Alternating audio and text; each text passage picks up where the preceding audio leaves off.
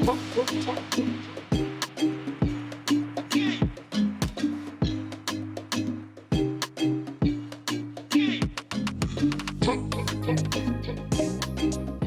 right, Ashley.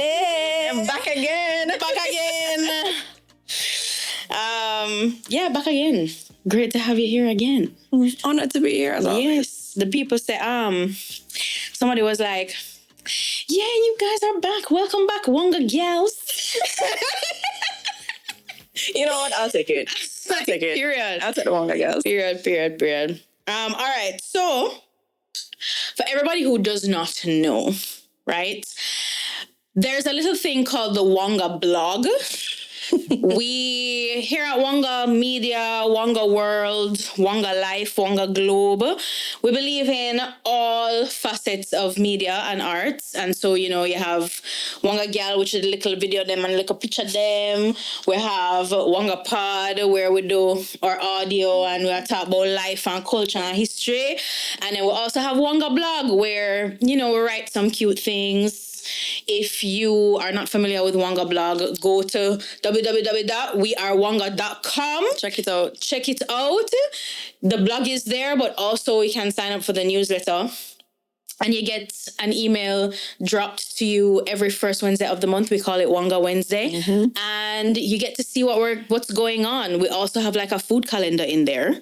So, yeah, good things. But I say all of that to say, Ashley was a guest contributor a couple months ago. Mm-hmm. And it's like one of the best performing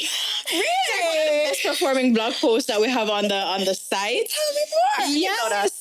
Cool. Yeah. So I big up my friend, my economist friend. Something like that. If you never know, she said degree in economics. You know, sometimes I forget that I have a degree. I mean, same. They up on vibes. But yeah, so I asked Ashley to write a little ting. This was coming off the heels of Hurricane Beryl, and there was a lot of conversation about the rising food costs. Hurricane Melissa. Ross. Beryl was 2024. Right. Melissa was last year. Wow, Melissa. But you know, the two, I mean, they kind of roll same into each other in a way. Beryl, and it's the same conversation. Right. With regards to the food scarcity. And then I think something that also inspired the conversation too, or inspired the article, was Lisa Hanna had done a social media post about the issue with protein in Jamaica, protein poverty. So it was kind of just all about that. Of course, if you'd like to read any more on what Ashley wrote, please head to, again, I say, wearewonga.com. So we're going to plug. Yeah, you know, but we're going to talk about it a little more today, because we can, of course, there's always room for expansion on the topic, I think. Sure. So I think one of the first things and one of the biggest points that we tackle in the article is, how can a country, Jamaica we attack, how can a country with such a strong food identity still struggle with food security? But before we get into that, Ashley, could you define what food security is for the class? I don't know. How do you define it again? Food security is where you're able to feed yourself sustainably over a period of time with a balanced diet, right? Right. So it's just, I guess, the comfort with which a population so you can afford healthy, balanced food, the accessibility towards accessibility, that food. Of course. So yeah, you know, where Jamaica, I think one of the things that Go to any corner of the world, and when you talk about Jamaica, two things are gonna come to mind, to anybody's mind: reggae music / Bob Marley and jerk. Right? So food is such a core part of not only the Jamaican identity, but the Jamaican brand Jamaica. Absolutely. Or tourism product. Absolutely. And the government certainly has been leaning into that a lot. Very happy you brought up tourism, because tourism actually is a contributor to the cost of the food that we that we pay for in this country. Just like a small aspect of it, but it is a contributor. No, for sure. But yeah, it's I find it one of those weird things because it's this thing that is so. I mean, Jamaicans argue about food. I feel like island wars, the basis of a lot of island wars have to do with food, right? And the way how we use food as such an identifier, it's something that we all cling so closely to. We have so much pride in it that we want to market it as, you know, a part of the brand Jamaica, right, so to speak. But then, as a whole, the nation cannot feed itself. No, absolutely not. We cannot feed our own selves. And I just find that so, it's weird. What a conundrum. It's not weird. In the grand scheme of things, the reality is, well, first and foremost, more than 60% of the food that we consume in Jamaica is imported. Jamaica can't feed itself because we don't make anything here. Right. And I think a lot of the argument with food security or even just the cost of food goes all the way back to the fact that it is so expensive to make things in Jamaica. And that is where all of it starts, because people always say, oh, we have a very big agriculture sector and we're so dependent on the agriculture sector, but we have a small agro-processing sector. So the level above the farming where it goes beyond just the, you know, the ground provisions and the animal meat, where we're able to make byproducts, for example, that is little to no existence in our country, simply because it costs so much to get things from one step to the next. So we have countries like Trinidad or Guyana who will always beat us in that aspect, simply because electricity in Jamaica is 25 cents per kilowatt versus at Trinidad that's like, it's like 7 cents per kilowatt. So there's no competition between that when the baseline of manufacturing, we don't have solar here. Solar is expensive. Half of the people that manufacture in Jamaica don't even own the building they're manufacturing in to begin with to go put solar on it. So we're heavily dependent on electricity.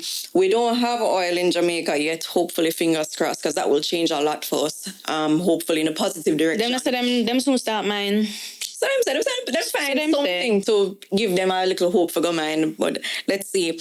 But yeah, for, you know, it's very sad that we look at Jamaica as a spot that people, so take, for example, global content creators. They choose Jamaica as a spot to come and show all the food that we have here. We have so many very big YouTubers that will come and them spending 2 to 3 days in Jamaica just showing us different food spots. And the truth is, we have what we call 2 Jamaicas, but I look at it as maybe even 3 Jamaicas. The spots that these individuals are going to and showcasing, they're really tourist spots where, you know, investment is put in there for people to come and see Jamaica in its best light, and they're able to have access to, you know, proper meats and the labor that will prepare it, but the price of it is still very high. And it's not accessible to the average Jamaican. It's not accessible to the average Jamaican. And then you have the other arguments where the other Jamaica is a diet consisting of,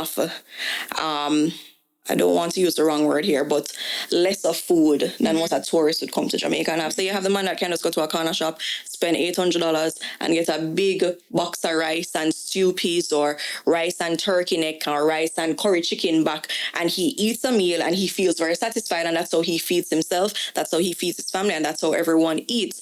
So he has access to that cheaper version, and they exist, but is that healthy? And I think that's one of the things that people like Lisa Hannah will talk about, because she refers to it as protein poverty. So landscape in Jamaica, chicken, high protectionism, high tariffs, and they really did that to protect local. So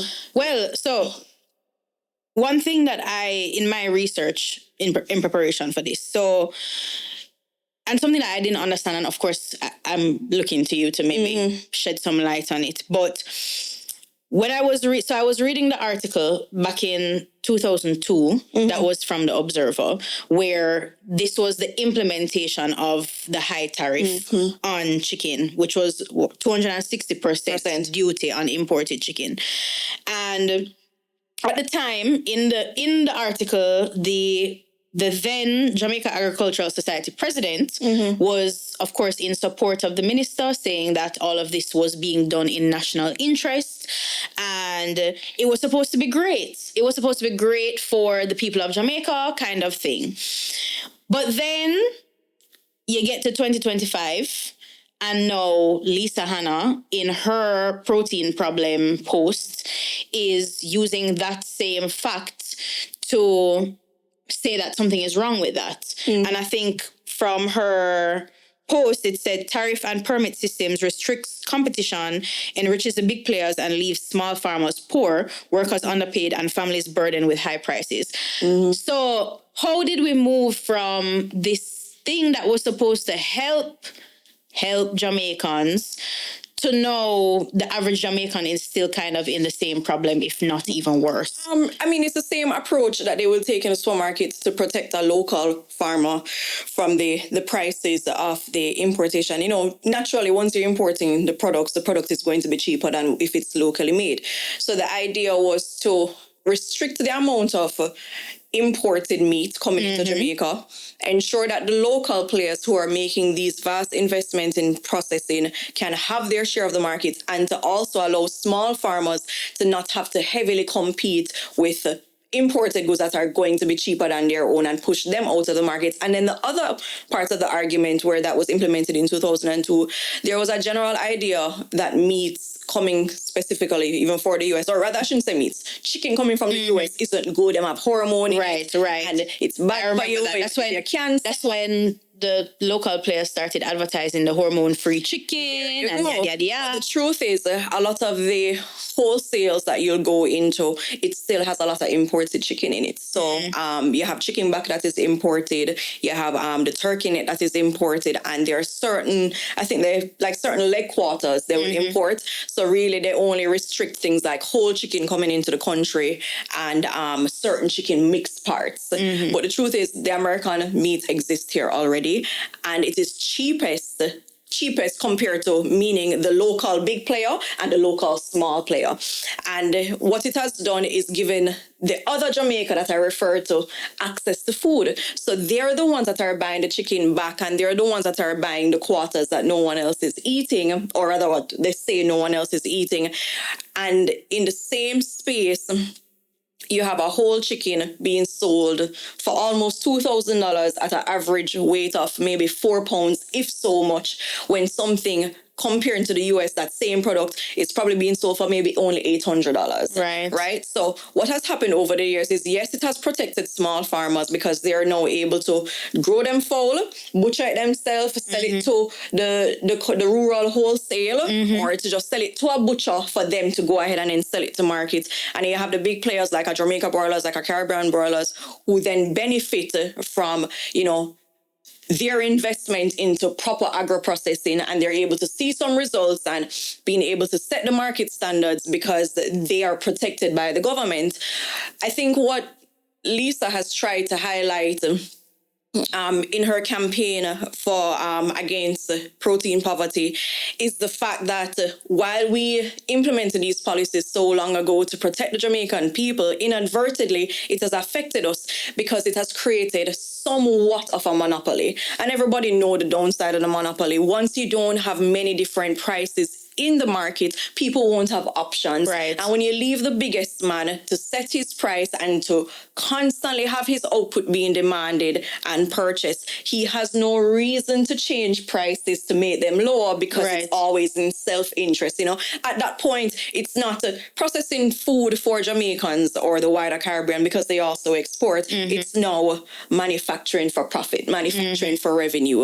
And I'm just speaking from a general point of view, not saying that this is what these companies are thinking and they're doing, but it has obviously had that fall down where, let's say, Jamaica broilers hypothetically dominate 85% of the market, and then the other 15% is made up of local farmers, and then the handful of people who get the permits to carry in chicken from US or anywhere else in the world. That's how the market looks. So as soon as that player that manages that 85% has any amount of shortfall, it hit us hard. Right. Because you have some countries who have them big players, but they're allowed to import chicken and other meats as much and as freely as they want to. So once that shock happens, people don't feel the hit, they don't feel the shortage. But as soon as hurricane and like a shock like hurricane, right? That's what I'm saying. Hurricane blow and God forbid them lose 50,000 birds, we feel it in the eggs, and we feel it in the chicken in couple weeks time or less. Yeah, because some supermarket you still can't buy more than 2,000 eggs. So when you're in a situation now where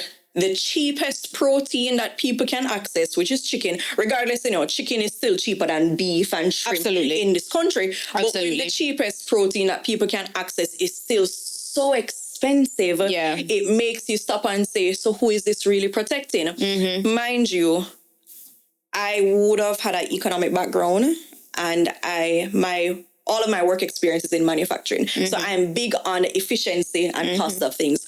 While I appreciate that these big players could really be controlling the market in their own self-interest, manufacturing in Jamaica is difficult. Manufacturing in Jamaica is expensive. Manufacturing in Jamaica is just hard right around. And what we have to appreciate is even though chicken is chicken is grown in Jamaica, processed in Jamaica, packaged in Jamaica, distributed in Jamaica, chickens don't feed off items locally. Pause. We're not reached there yet. Because I have a whole conversation about what it means to truly eat local. But before we get there, I wanted to pose the question. Historically speaking, Jamaica's claim to fame back in the slavery days was our export product. Right? We were exporting sugarcane. And even after that, shortly after that, of course, one of our biggest sectors would have been bauxite. Right? Of course, that has dwindled. Absolutely. Both of those industries has severely dwindled. But given that, how do you think we moved from a country where we relied so much on exports and now we rely so much on imports? To be honest, it's really the change in the global market. Jamaica would have went through that time where we would have had products heavily demanded globally. So people wanted the sugarcane, people wanted the bauxite, but now everybody has a new byproduct for sweeteners, or rather getting it from Jamaica and processing it somewhere else to distribute it globally. It's less efficient rather than just getting a different source.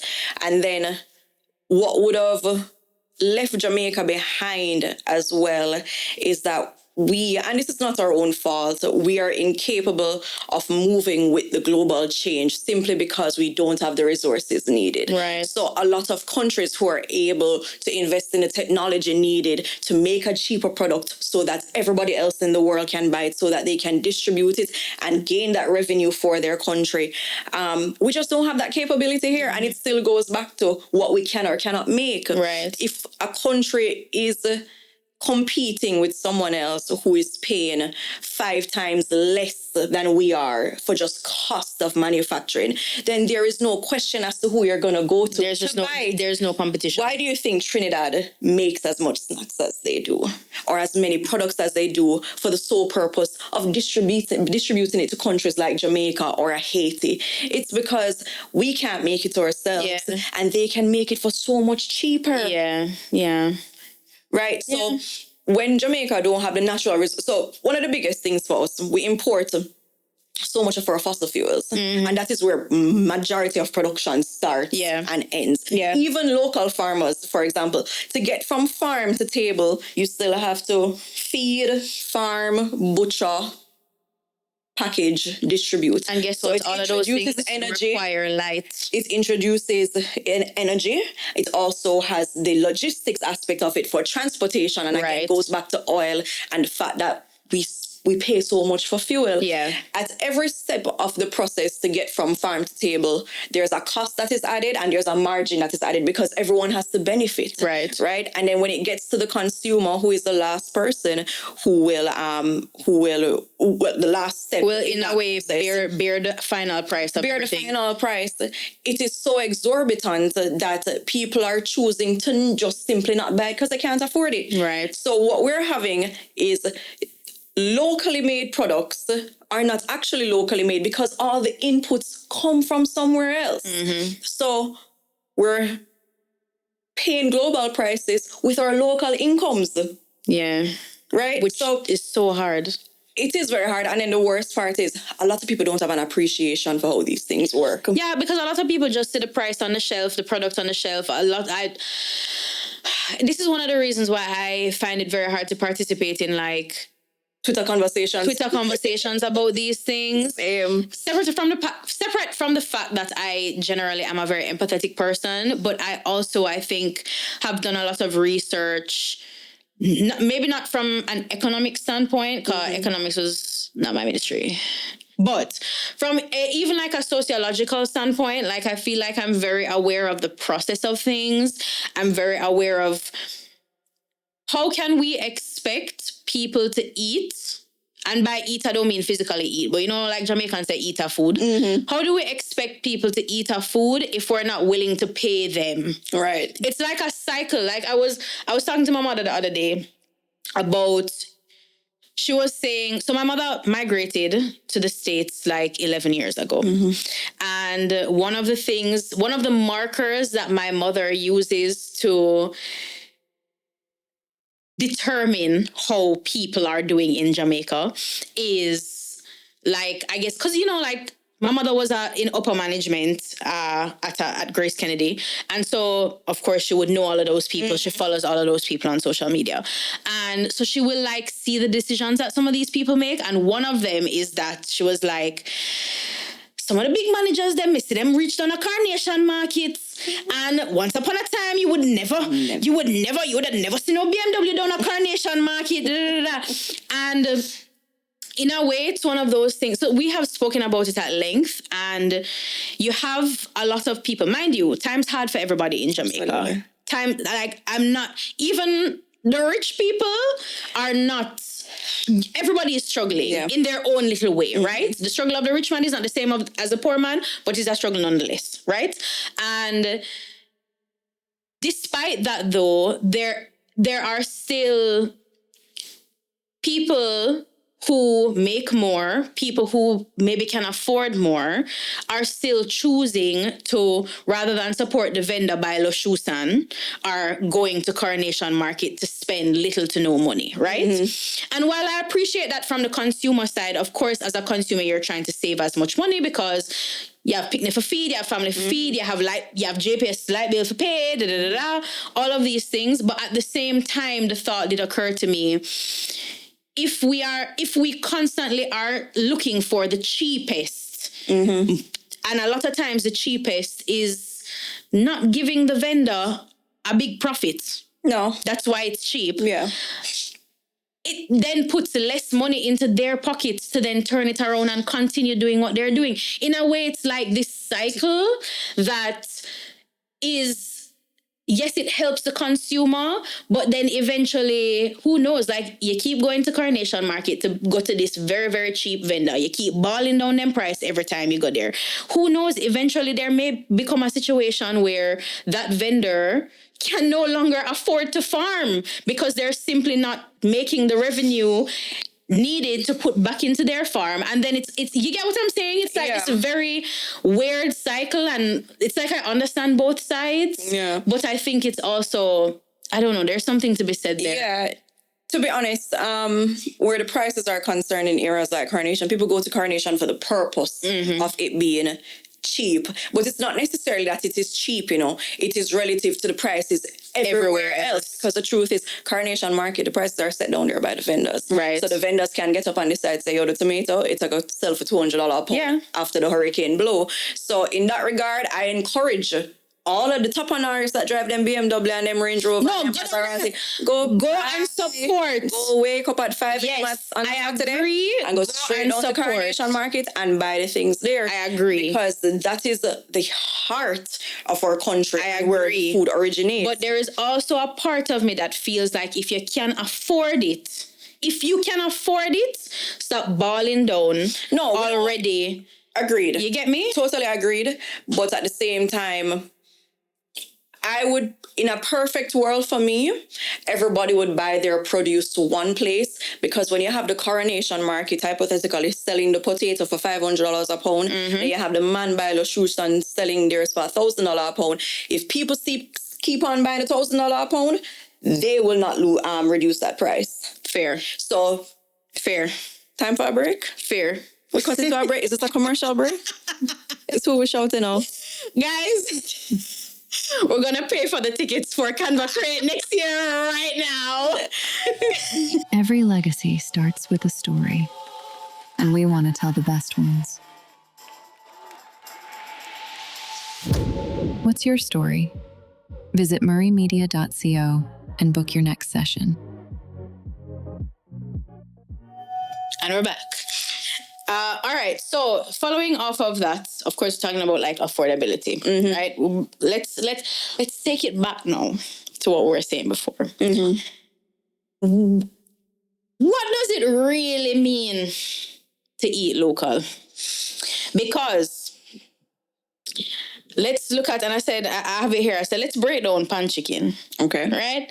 I think a lot of people in their minds, when they think about pan chicken or jerk chicken, that's like the epitome of Jamaican food, right? Fair. That is a local eat, right?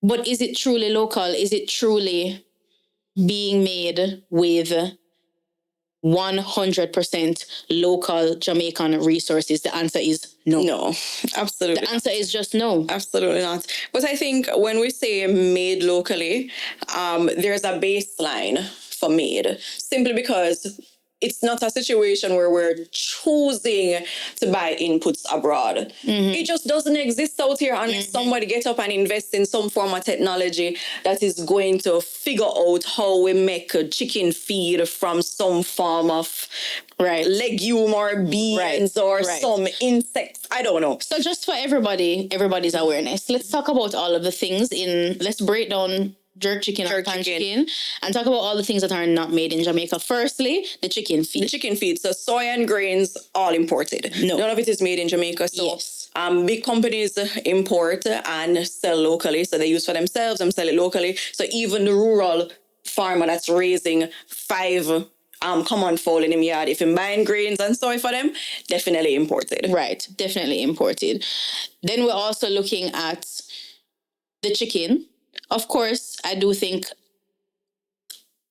some of our chicken that we're getting is local. When you go to a pan chicken man, is all of it? Probably most of it. Based on the kind of parts that they would use, I would say most of it is made locally. Okay. And then, of course, now you're looking at the seasonings. You're looking at thyme, which is probably local. Scotch bonnet is probably local. Scallion is probably local. You see that ketchup there? Even if the ketchup is locally made, bottled here, most of the inputs are probably imported. So I was looking up, most ketchup is made from tomato paste, and Jamaica simply does not provide the output necessary to provide enough tomato paste to make it to meet our ketchup demand. Right. So I say that's the other part of the conversation. Let's say we put in all the measures that we need to manufacture the output that we need to make the tomato paste. The only way that is protected from our natural disasters, just based on where on the globe we are located, is if all of this is grown in a sealed structure. I was gonna say, in like a regular greenhouse is going to get blown away. Do you know that building in Svalbard that's basically like a seed house? Yes, I don't know if you know, and it's basically yes. Big up Cecilia. But it's basically like this giant structure that's just indestructible, and the point of it is that when all of human life is gone, we will still have seeds to plant all of our important crops and plant life. And so, yeah, you're very right. Until we have something like a seed bank of that nature, growing all of our crops, our outputs will never be protected. I think only recently the government is trying to do a centralized facility where people are able to reap their crops either before the hurricane and store it, or they're going to try to create a safe, almost like a haven or like a surety for sale afterwards. But we just can't produce the output. And then worse, we're not encouraging farmers to go out there in their numbers and plant. Well, so that's a question I want to know. Like, we're all here talking about agriculture this, agriculture that. We need to make more food, because basically from this conversation, the solution is that we need to figure out how to make our own food. It's expensive and it feels seemingly impossible, but that is the ultimate solution, right? Yeah. But then on the same time, are we encouraging young people to go into agriculture? Not in an... it's done in an intentional way, but the idea of farming is not very attractive simply because the value of it is low, which I think is crazy, because there's no way the most important sector, food, is so undervalued, you know? And it's simply because the farmer is the one that starts with the first step of the process.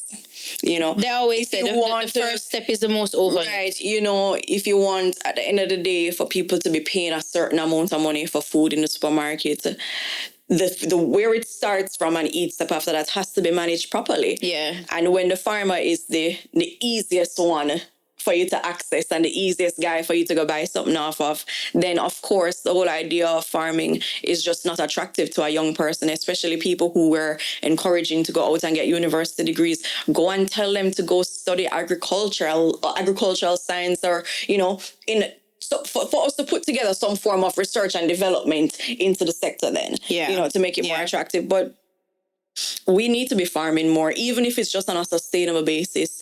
Because that's the thing. I feel like it's not. Let's take out export out of it, or even take out selling out of it. Take out selling out of it. We're not even farming for ourselves. We're not even doing it for ourselves. And then again, we could come back to say that the Jamaican government or the Jamaican society is at fault, because they created a concrete jungle in the most populated parish in the country. Where are we supposed to farm? Yeah. You know, there is no space for it. I was going to say, I do think a big barrier of entry for farming is just the land space required as well. And while for sustainable space, you don't need no 100-acre land. You just need a small half a plot somewhere to go plant some some pepper. Where is that here? When I don't even have grass in my complex. And then of course the solution is, go look in country. But for me, at least, I can't speak to everybody, but for me, like, I don't have no family in country. Like, uprooting my life outside of my entire life is in Kingston, and I'm not being hyperbolic. Like, my entire family is in Kingston. They're first, second, third, fourth generation. Yeah, like, I don't have any family that I'm close to in country to even say, let me go move down XYZ. Like, it would be such a huge life change for me, and I can imagine it would be a huge life change for a lot of people. Absolutely. And so to make that investment, I know a lot of people talk about it and they talk about it as something that they would do in retirement. But I feel like they can't wait until retirement, you know? You know, something I've been seeing a lot is people have been seriously looking at the way we have been teaching kids. Meaning when we're sending them to school, what is this highfalutin curriculum that we're presenting to them when they don't even know basic skills such as the plants that you can eat versus the plants that you can't eat. Yeah. Plants that you can grow on your own versus the plants that you can't. The plants that you can grow on your kitchen counter. Yeah. For just something to make them survive. Yeah. Kids aren't learning that. Yeah, they're not. I didn't learn it. School about planting was when them tell us to germinate the peas in the container with the water and the newspaper. Yeah. And it didn't go beyond that. And that was less about agriculture and more about science, the life cycle. Right, the life cycle. Right. So we have all of those factors against us and just against farming in general. Yeah, yeah. So, of course, I mean, time I run out because we're just there chat. But the last thing I wanted us to talk about, coming back to the idea of affordability, is another food that one could say is very Jamaican, is another epitome of Jamaican culture is patty. Right? That's true. First of all, again, coming back to the local thing, patty not really local because the beef not really local, the flour certainly not local, a lot of things in patty is not locally made, but the patty itself is locally made. Right. And so we settle for that, sure. Which is why I said when we talk about locally made, there's a baseline that we what do we really mean? Once them fold up the flour and put it's certainly not farm to table. And just press it together and put it in the oven. It is local. Right. But given that though, and of course this lack, like not being able to rely on ourselves, and of course having to then rely on global imports for this thing, we're now at the mercy of global inflation and things like war. Global change, we're vulnerable to it. And I think the worst part is while we're vulnerable to the shocks of increased prices, when prices lower abroad, we don't really feel that here. Right? So the price of, for example, the chicken that is imported, then when that price changes, we're not going to see that price change in the supermarket any at all. Yeah, we're not, because they're going to say we're already used to paying X. It's just going to give them more money. And and not just that. We have to remember that when we're importing, time is one of the most important factors. Right. So, for example, I'm the company I work for purchase goods abroad. The first thing I do before I even mobilize a payment is to do a costing. What is the unit cost going to be when it gets to Jamaica? And after I do that, I have to see whether or not it's competitive out here.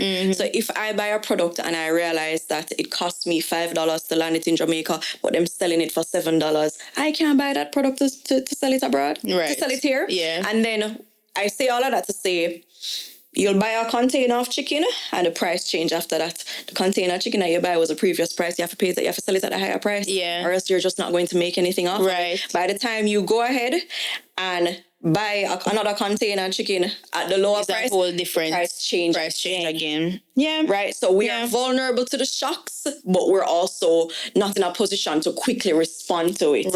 Right. And I bring up patty because I think a lot of people view patty as the price of patty.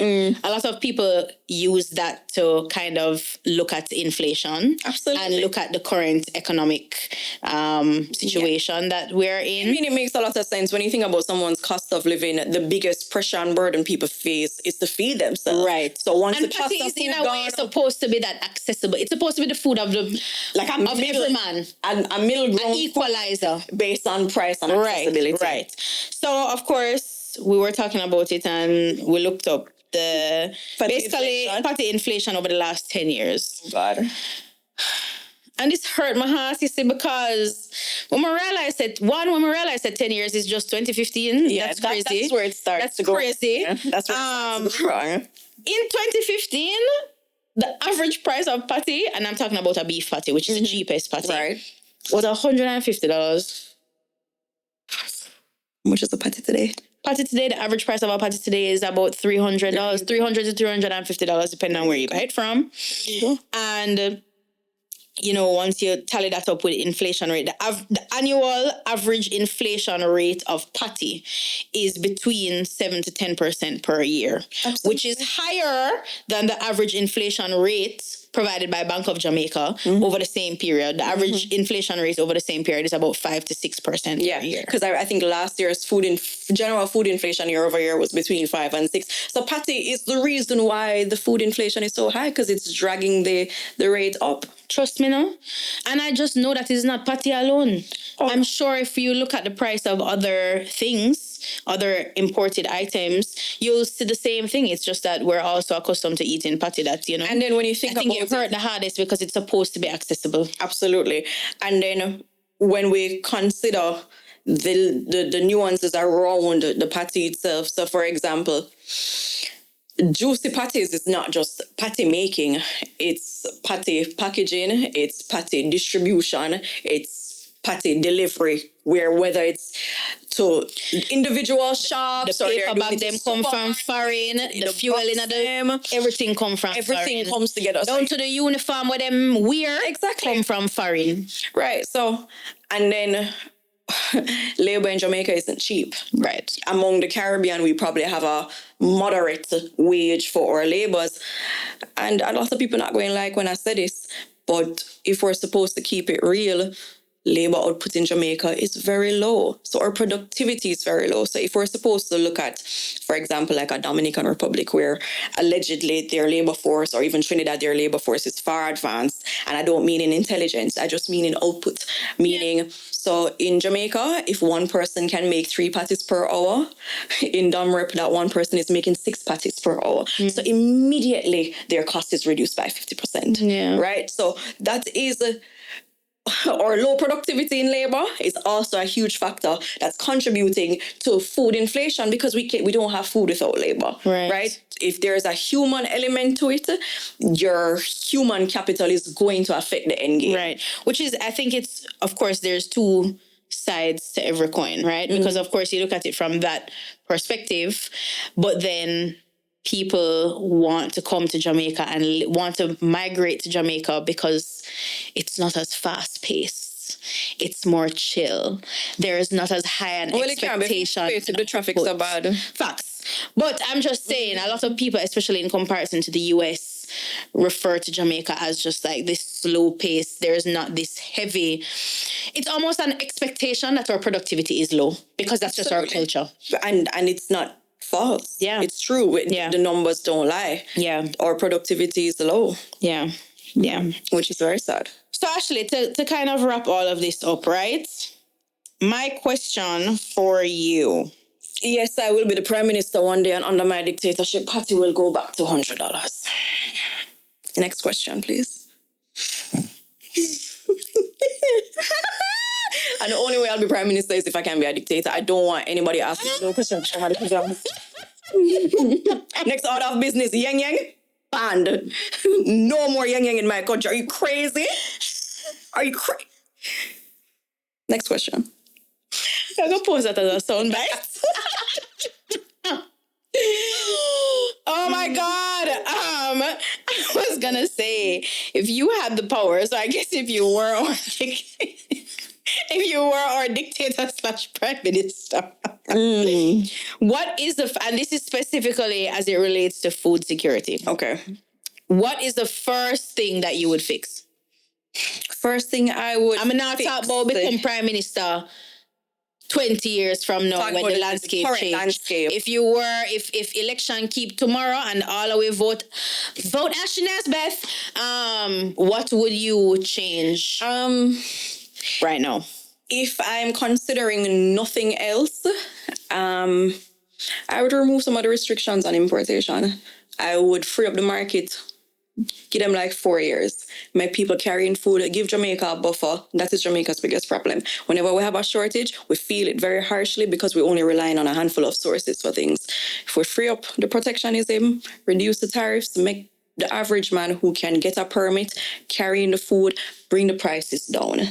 I think once we get to a point where we've brought the prices down, then we can, because at the end of the day, we can't get up and stop import food. That's not the solution. Yeah. We cannot stop importing the things that we're already consuming. And this is simply because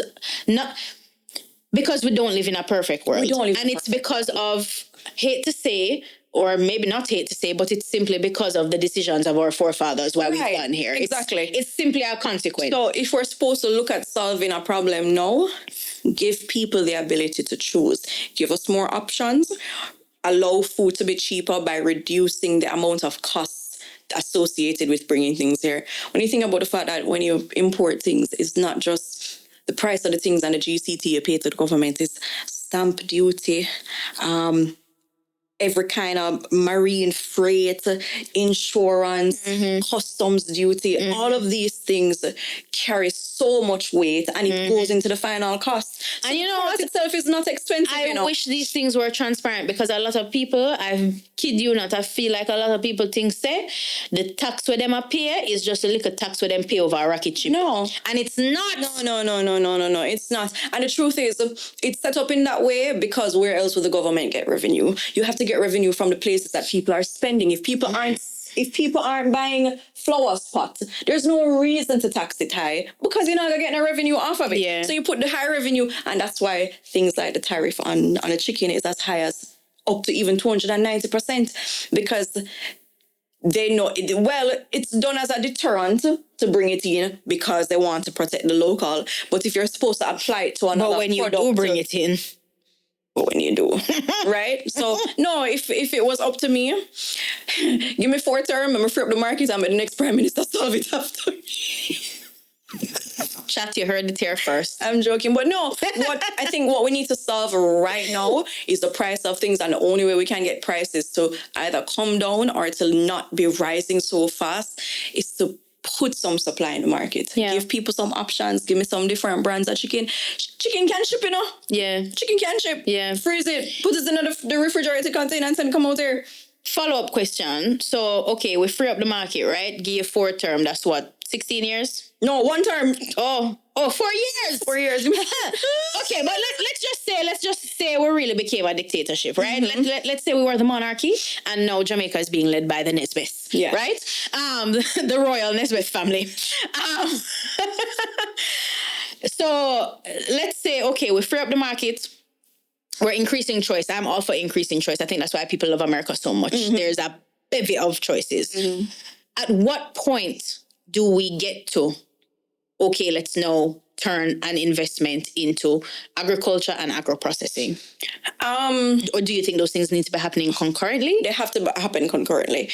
We can't wait for one thing to end to start another because you're going to that is where the gaps get created, right? So we need more centralized facilities for agro-processing because what agro-processing will do is allow us to export, and that is where we'll get our revenue. Right. So, for example, you have not small companies, but less than a handful of companies in Jamaica that do processing where they will can ackee, they will can sauces, they will can callaloo, and then they export it. Right. Those are the people that we need to be encouraging more to do what they're doing. And when I say encourage, I don't mean go and hold them hand and say, I urge you to do more. I mean, make manufacturing put cheaper. things in place to allow them to actually feel confident to invest in it. Right. If I am in the canning business and Jamaica don't make can, allow me to carry in the cans that I'm going to put the food in under special relief or something. Give me a tax exemption because I'm doing something that contributes to your revenue earning. Right. So all of those things need to happen at the same time. And we need to be introducing more technology into our agriculture. So even before it gets to agro-processing, where we're rearing animals and we're growing crops, we need to put more technology into it. And finally, we need to clamp down on predial larceny. One of the biggest problems in our country is predial larceny. And it's a huge deterrent for farmers. Huge. Can you imagine you put your life and soul into your animals and you're raising them for months and you say Christmas will come and them animals they are going to make sure some pet and them can get some Christmas, put some food on the table and then have the money for go back to school. And you just sleep one night and wake up and find them in the back of you not even find them, but you see them on the news in the back of one pro box. As a farmer's daughter, when I say farmers, I mean both my parents are no farmers. Predial larceny has hit us hard before and up to recently. My father was robbed 20 ram goats in one night. I don't even want to talk about the value of it. You can invite Sonny to come talk about it one day. But predial larceny is a huge problem. And my parents are not like the average farmers. There's property and there's security and there's some form of enclosed space for them to do them thing. And it still happened to people like that. Yeah. So imagine the smaller man who only raising 10 goats in him yard that him carry down to an open field and try to get them back in the evening. It's a very big problem. Yeah. Very, very big problem. So until we are serious about those things, freeing up the market, investing more technology in agriculture, protecting people from predial larceny, and also giving incentives to agro-processors, we're not going to get anywhere. Because you know what Jamaica needs to start doing? Exporting. Period. Jamaica needs to start exporting. Period. And tourism can't be the only thing that we're exporting, because tourism agree. is driving up the price of things. I agree. Look at because the price in Montego Bay versus price when in people Kingston. come here with them usda and them can afford everything. Right. And what happens is that the local sellers sell generally. Right. Right. So you go into a tourist town, so the pan chicken is $2,000 for the quarter instead of an average $1,200 in Kingston. Yeah. And then when a man from Kingston go down, I'm over and say, wait, a $2,000, they must sell pan chicken for down here. Sir, me I go add a little $100, $200. Because I remember during COVID, pan chicken was $700 up by price mat. Why is it now over $1,000? Yeah. Crazy. I bought pan chicken Friday night and it was about $13-14. Crazy. And it's because they know they know they can do it. It's something that has influence. But if you see a man sell for more, of course you go and make more too. There you go. But anyways, guys, we are time. We could talk about this. We could have a part two, if anything. Yeah, for forever and a day, because this is huge. And I mean, there's so much. There are so many factors that are in play here, and of course, I mean, there's just so much to talk about. Yeah, it's very layered. The supply, it affects the price, then it just ultimately affects our diet. Yeah, and everything. It affects everything. It affects everything. Absolutely. So yeah, guys, I hope that this episode made you think a little bit more. Them don't not eat a protein. I hope this episode made you think a little bit more on the cost of your food, as well as what it truly means to eat local. And I hope it encourages you to support our local farmers and support local products. Yeah. Because, I strongly believe to quit my job in the next 2 weeks and go back to farming. And when I say go back to farming, I move back in with my parents and just go plant something. Boy, Ashley Boss. I'm sorry for you. And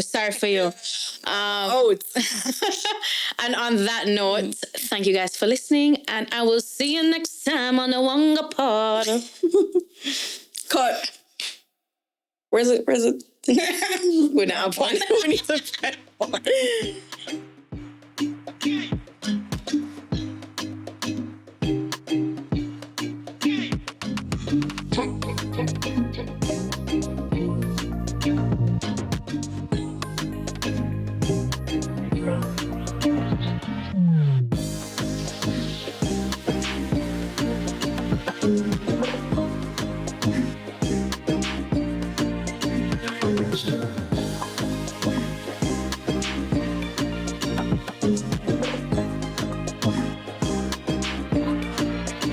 Thank you.